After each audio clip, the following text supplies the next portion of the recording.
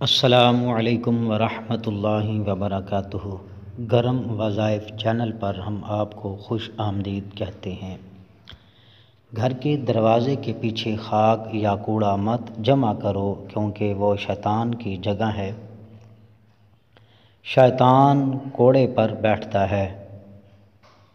बेर के दरख्त के नीचे पेशाब करो तो जिन तंग करता है। रात को दरख्त को हिलाओ तो तुम्हारे सर में दर्द होगा।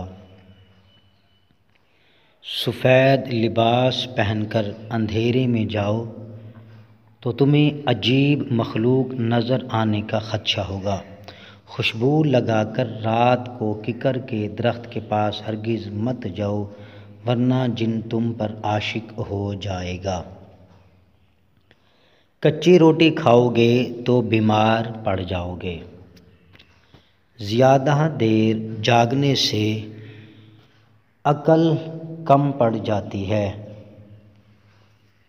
गर्म पानी पीने से इंसान देर तक जवान रहता है।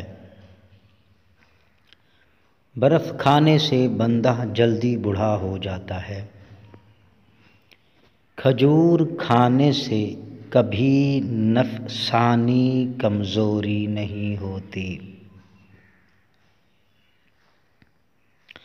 सर पर नमक वाला पानी डालने से जुएँ ख़त्म हो जाती हैं।